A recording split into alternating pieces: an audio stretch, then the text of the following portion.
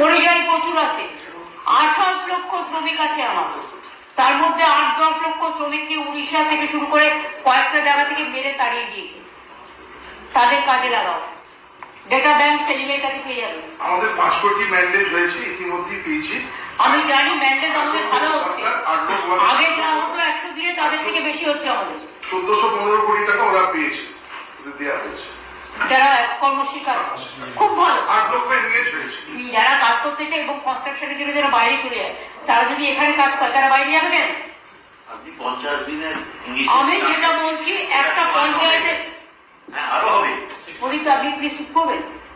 পঞ্চায়েতে যারা আছে ঠিক আছে, প্লাস আমি যেটা বলছি সেটা হচ্ছে পরিযায়ী শ্রমিকদের যে ডেটা সেলিমের কাছে আছে, সেটার মধ্যে যারা ফিরে এসেছে তাদের ডেটাও আছে, তাদের সাথে লোকাল ওয়াইজে যোগাযোগ করো।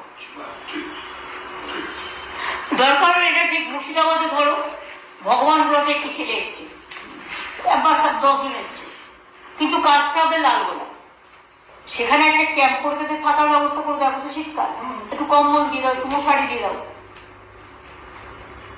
তাদের দরকারে একটা তো খাবার দেয় যে কন্ট্রাক্টারি করে, সারাদিন কাজ করবে, তাদের যে কাজের আওয়াজ আছে সেটা দেখে নিতে বলো। লেবার ডিপার্টমেন্টও ইনভলভ করো। লেবার ডিপার্টমেন্ট এই গ্রুপ অফ মিনিস্ট্রিতে নেই আমার মনে হয়, লেবার ডিপার্টমেন্টকে ইনভলভ করো, আর সামিলকেও ইনভলভ করো, বিকজ ও হচ্ছে পরিযায়ী এটার চেয়ারম্যান আছে।